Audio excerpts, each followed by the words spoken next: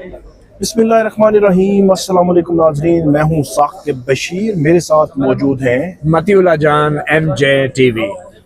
हम आज बात करेंगे PTA chairman major general retired Hafeezur Rahman, उनकी जो तैनाती बतौर चेयरमैन पीटीए हुई थी उसको इस्लामाबाद हाई कोर्ट में चैलेंज किया गया था। और 2 रोज़ कबल जस्टिस बाबर सत्तार ने 99 पेजेस का एक बड़ा तफसीली फ़ैसला दिया और इस तैनाती को गैर कानूनी करार दिया था और फौरी तौर पर major general retired Hafeezur Rahman को ओहदे से हटाने का हुक्म दिया था। इस तैनाती के हवाले से अहम सवालात जस्टिस बाबर सत्तार की उस जजमेंट में उठाए गए, जिनमें जो एज रिलैक्सेशन का मामला था वो कैसे की गई।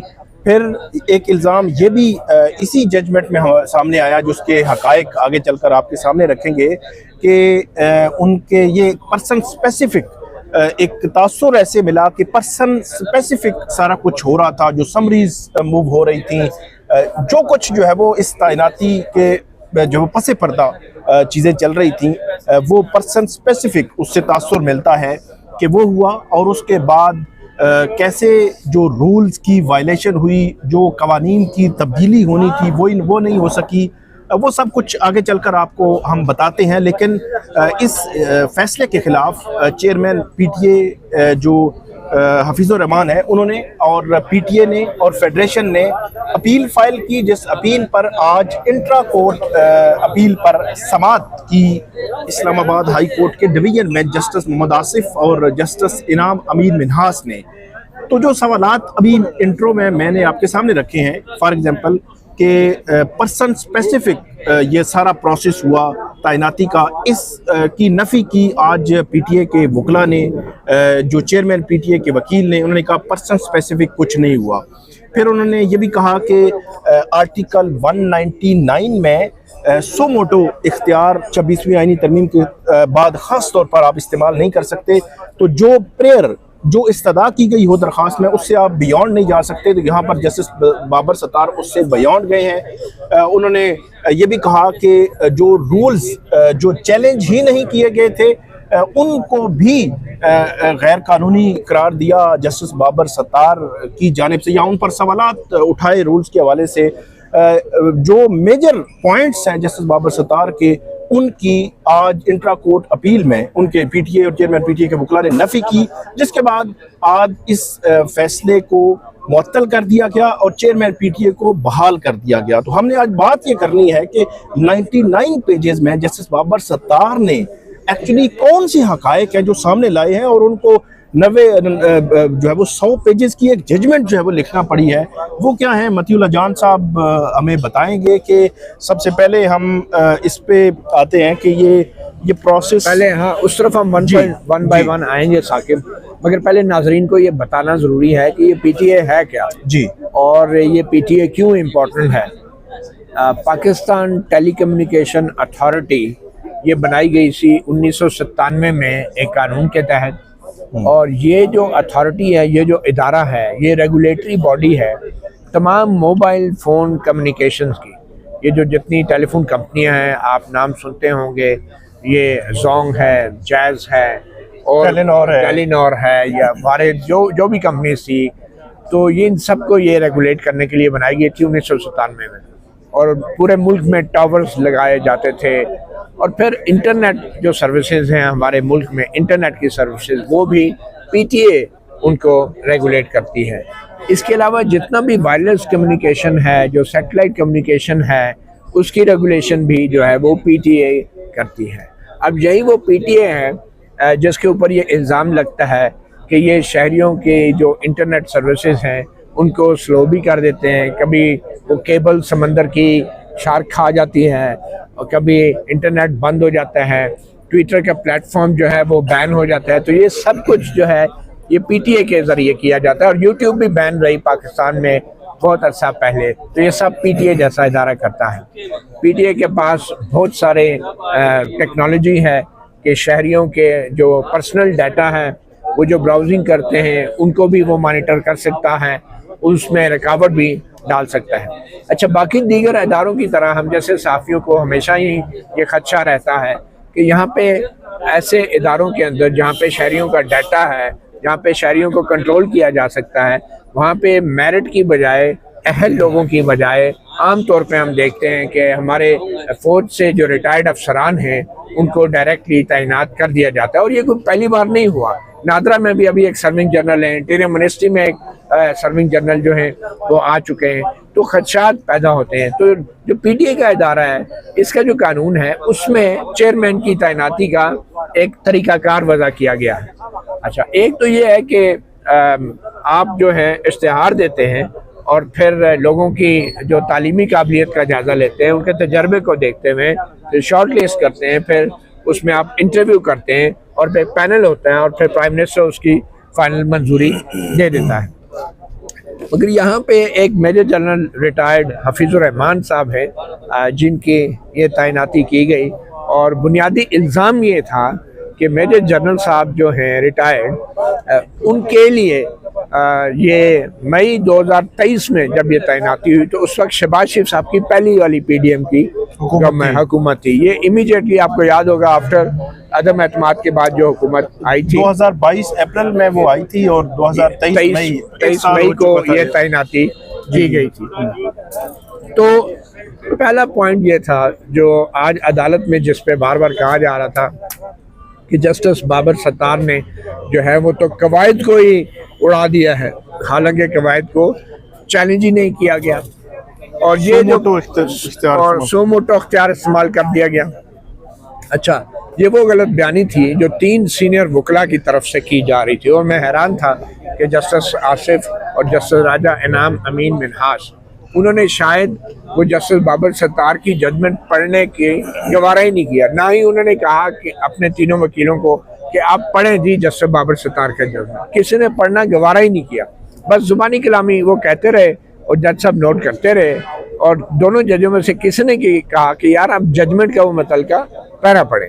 अच्छा, वो जजमेंट जो आप पढ़ेंगे तो आपको पता चलेगा कि हुकूमत ने 3 सरकारी बड़े वकला को हायर किया। एक सलमान मंसूर थे सेक्रेटरी सुप्रीम कोर्ट बार, और एक जो थे एडवोकेट कासिम वदूद थे जो साबिक एडिशनल अटॉर्नी जनरल भी रहे, खैबर पख्तूनख्वा के भी एडवोकेट जनरल रहे, और एक तीसरे एडिशनल अटॉर्नी जनरल जी Rashid Hafeez additional attorney general, वो तो हैं अभी।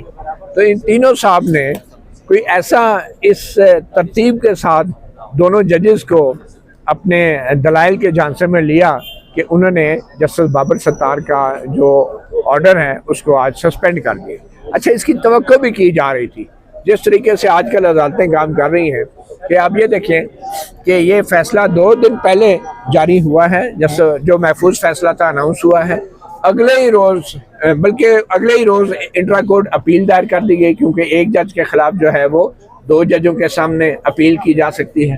और जब अपील दायर की गई तो कल भी एडवोकेट कासिम वदूद साहब वो फाइलें लेके पहुंचे हुए थे, लेकिन कल 2 जजों का कोई भी बेंच नहीं बैठा। वो वकीलों का मसला था, हड़ताल भी थी, डीबी भी कोई नहीं बैठा, वो बाकायदा आए। और मजे की बात यह है, ये हमें आज पता चला कि जस्टिस आसिफ और जस्टिस राजा मिनहास के सामने केस लगा है।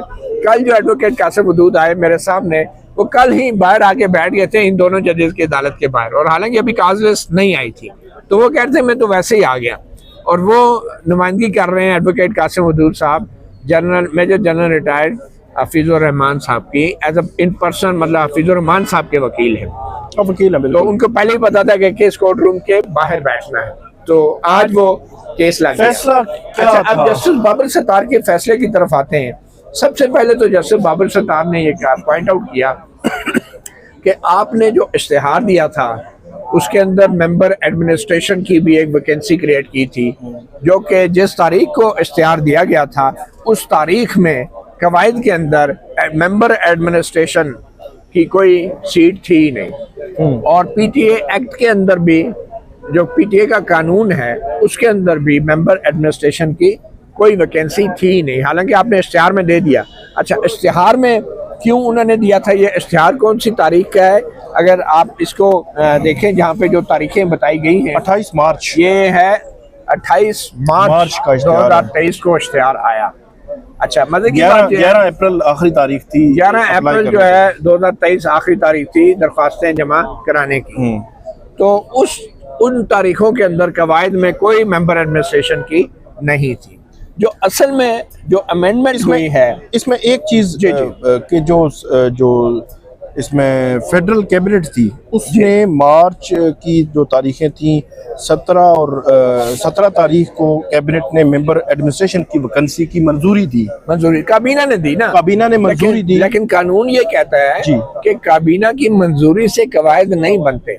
काबीना की मंजूरी के बाद जब नोटिफिकेशन आता है ना, उस तारीख को कवायद बनते हैं।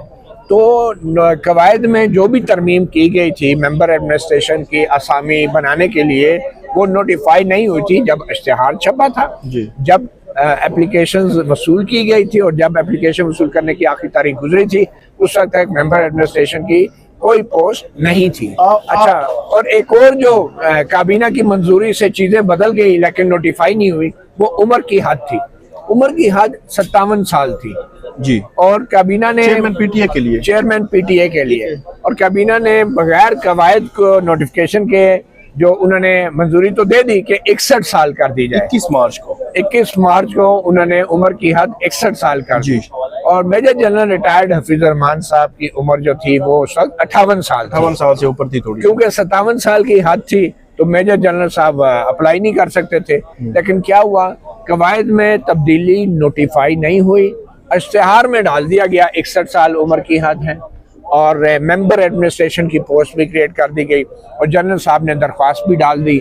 और जिस तारीख को, मजे की बात यह है कि जिस तारीख को 3 नाम पैनल फाइनल हुए, जिसमें मेजर जनरल हफीज साहब का नंबर मेरिट के ऊपर तीसरे नंबर पे था, उसी तारीख को नए कवायद नोटिफाई हुए। यानी इश्तिहार के वक्त, दरख्वास्तें वसूल करने के वक्त, और उस वक्त कोई कवायद नोटिफाइड नहीं हुए थे। और जिस तारीख को ये 3 नाम यानी कि ये फाइनल हुए 4 मई 2023 को। आपके कहने का मकसद ये है कि बेशक ये मार्च 17 को मेंबर एडमिनिस्ट्रेशन की पोस्ट की मंजूरी फेडरल कैबिनेट से हो गई, 21 मार्च को 61 साल की उम्र का मामला जो है वो फेडरल कैबिनेट से मंजूर हो गया, लेकिन जब तक के रूल्स नोटिफिकेशन नहीं होता, गजट नोटिफिकेशन नहीं होता, तब तक वो प्रोसेस आगे नहीं बढ़ सकता, वो इश्तिहार भी नहीं छप सकता था। ठीक है।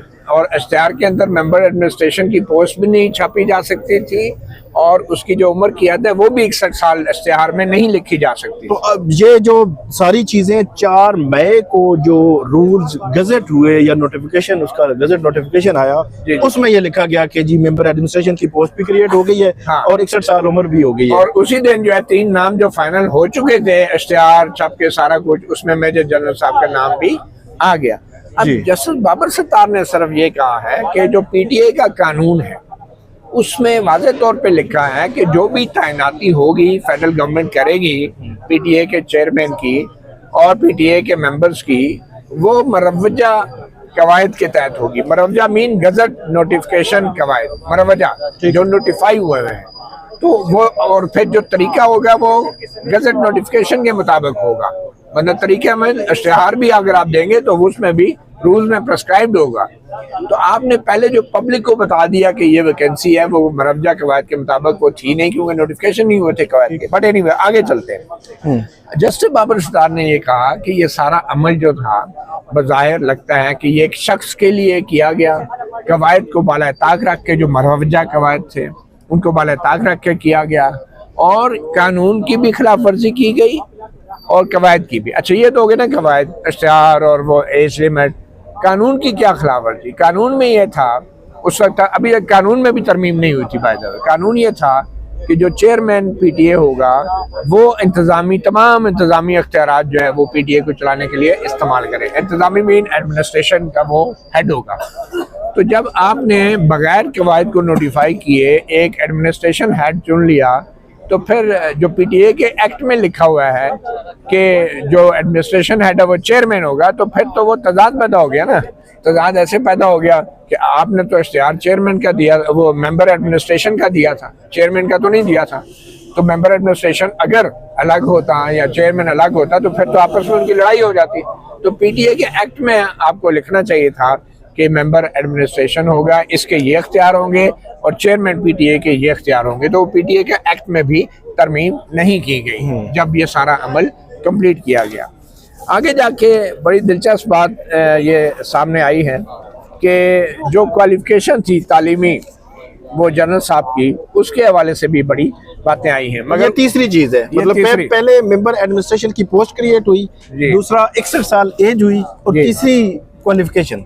अच्छा, अब क्वालिफिकेशन की तरफ आए तो उससे पहले जो जैसे बाबरिस्तान ने बात किया कि मेंबर एडमिनिस्ट्रेशन की जो रिक्रूटमेंट का अमल था वो 28 मार्च को शुरू हो गया और 14 दिनों बाद वो बंद हो गया। पीटीए के जो रूल्स है अपॉइंटमेंट के जो हैं 4 मई को वो 4 मई को वो मौसर हुए, उसी दिन जिस दिन तीनों के नाम फाइनल हुए, जो कि गजट नोटिफिकेशन में नहीं आए थे। अच्छा, अब आगे चलते हैं।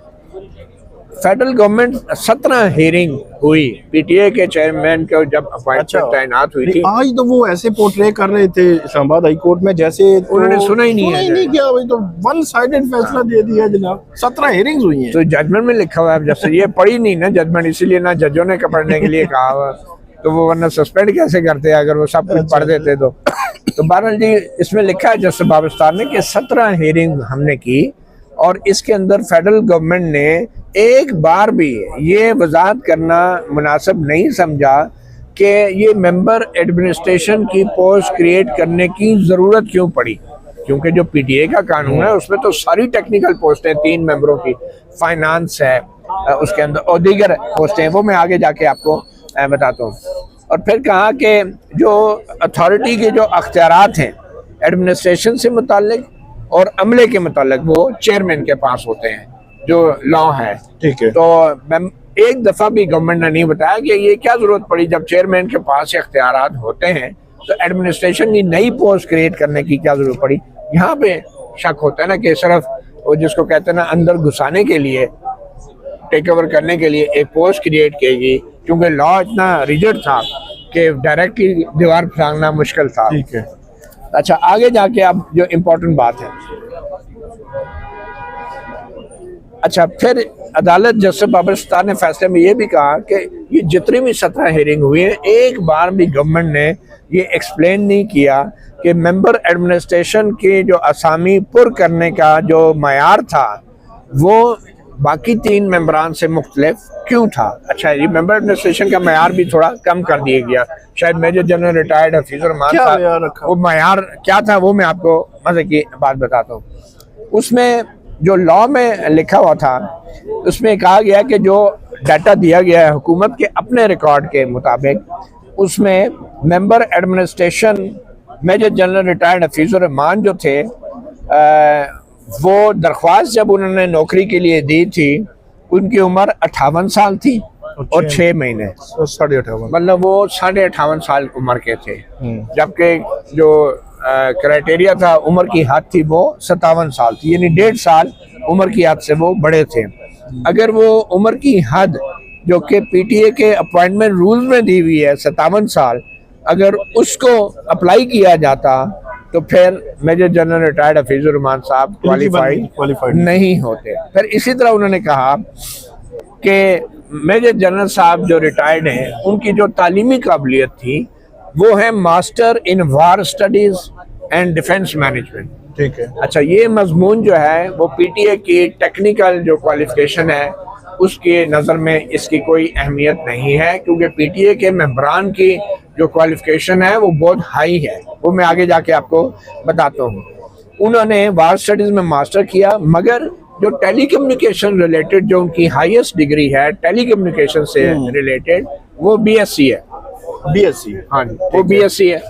ठीक है। अब टेक्निकली और प्रैक्टिकली बाकी सब मेंबरान के जो क्वालिफिकेशन है वो बड़ी हाई लेवल की है, पीएचडी भी, मास्टर्स भी है एक, इनकी बीएससी कर दी है कि भाई बीएससी काफ़ी है।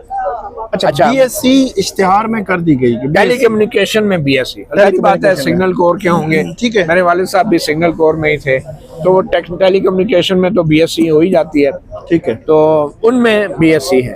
अच्छा, फिर टेक्निकल क्वालिफिकेशन की जो रिक्वायरमेंट थी दूसरे मेंबरान के लिए वो क्या थी, पीएचडी या मास्टर्स इंजीनियरिंग में, इलेक्ट्रॉनिक्स में और टेलीकम्युनिकेशन, इन 3 फील्ड में पीएचडी या मास्टर्स के लेवल की मेंबरान की क्वालिफिकेशन थी मेजर जनरल साहब के आने से पहले।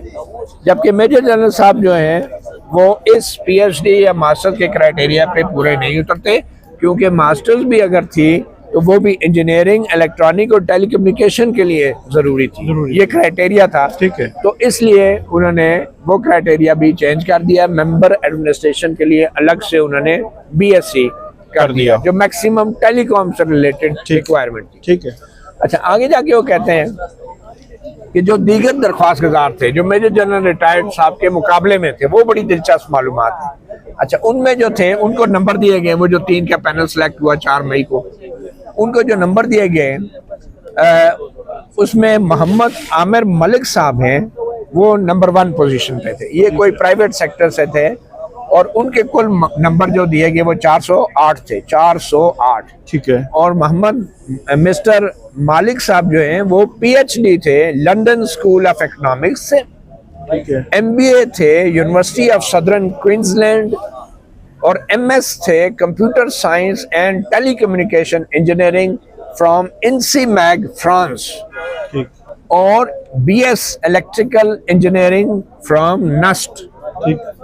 अच्छा, उनकी उम्र जो थी उस वक्त वो 48 साल थी। He was young energetic, I mean relatively young and energetic, और इतनी हाई लेवल की क्वालिफिकेशन के पीएचडी और लंदन स्कूल ऑफ इकोनॉमिक्स, यानी टॉप पे 408 नंबर इनको दिए मोहम्मद आमिर मलिक साहब के। ठीक है। अच्छा, आगे चल के बताते हैं कि जो दूसरे नंबर पे जो थे उनके वो थे जनाब सादुल्ला तरीन, और उनको 388.5 नंबर दिए गए।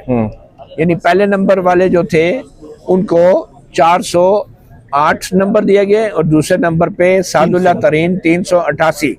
तरीन साहब भी पीएचडी थे टेलीकम्युनिकेशन में university of Pittsburgh USA, masters telecommunication university of Pittsburgh USA, masters in computer science from university of Miami Coral Gables US, और bachelors in computer system engineering from NED university.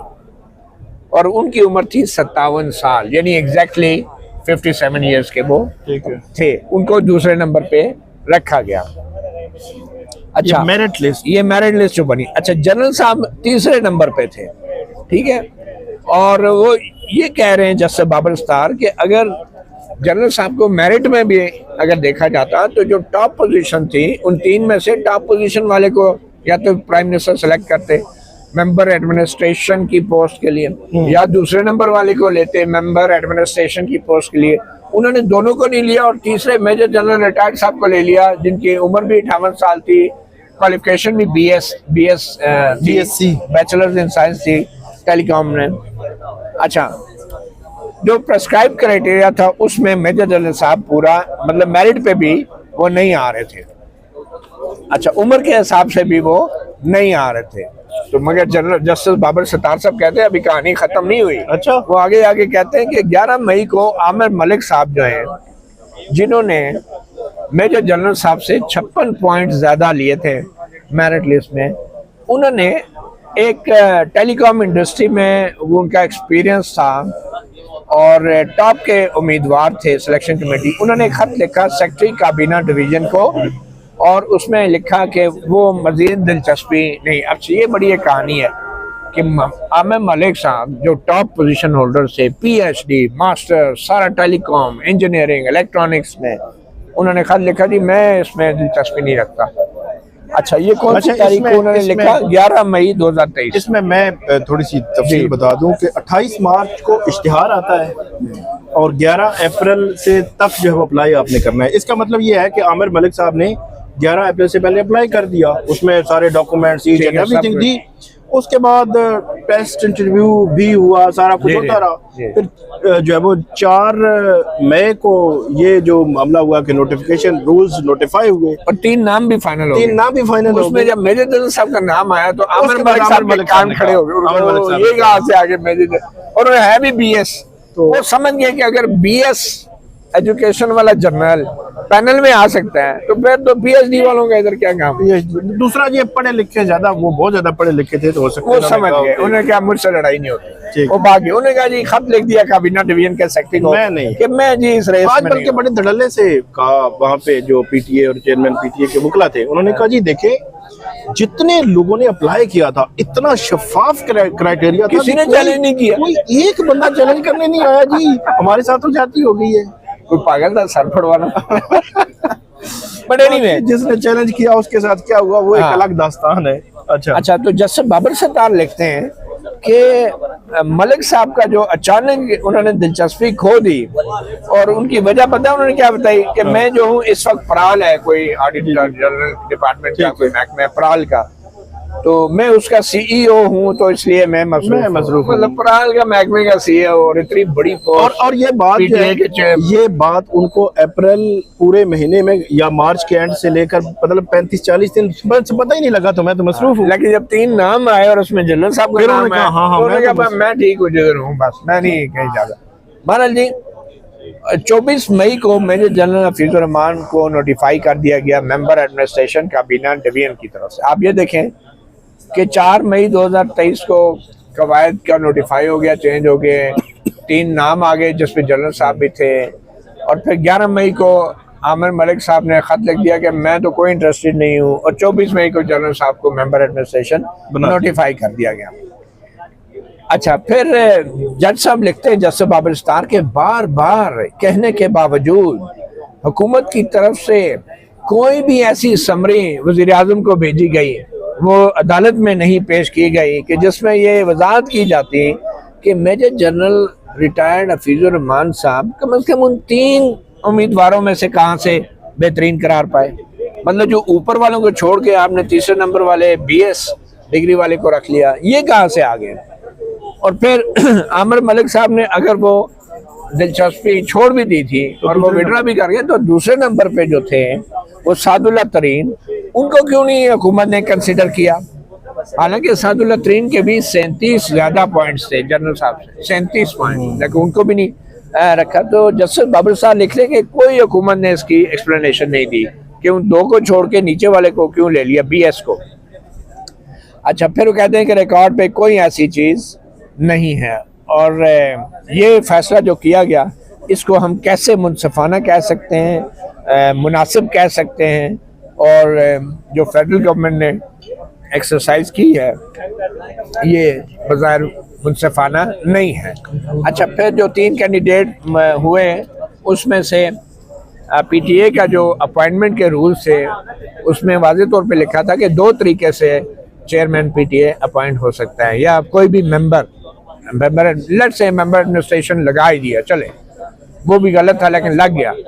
तो कहते हैं कि 2 तरीके से, एक तो ये इश्तिहार दे के डायरेक्ट रिक्रूटमेंट करते हैं, जो आप प्राइवेट सेक्टर से ओपन मार्केट से बंदे उठाते हैं क्वालिफाइड हाईली। दूसरा ये कि जो डेपुटेशन पे आप दूसरे महकमों में जो क्वालिफाइड अफसरान होते हैं हुकूमत के, उनको लेकर आते हैं डेपुटेशन पे। तो कहते हैं कि जो ओपन मार्केट से आप उठाते हैं, तो ओपन मार्केट से जो सिलेक्शन कमेटी है वो 3 बंदे नहीं सिलेक्ट करती, वो 1 बंदा सिलेक्ट करना होता है उसमें। तो यहाँ पे ओपन मार्केट से उठाते हुए आपने 3 बंदों का पैनल क्यों बनाया, उसमें तो आपको 1 ही रिकमेंड करना चाहिए था। कवायद में लिखा है कि ओपन मार्केट वालों के पैनल नहीं बनता, डेपुटेशन वालों के 3 अफसरों का पैनल बनता है, जिसमें से प्राइम मिनिस्टर किसी एक अफसर को वो सेलेक्ट कर लेते हैं। तो ये भी कहते हैं ये भी खिलाफ वर्जी है कि जो आपने 1 बंदा सिलेक्ट करने की बजाय उनको डेपुटेशनल बना दिया जो प्राइवेट मार्केट से आप ले रहे थे, ये भी एक संगीन खिलाफ वर्जी है।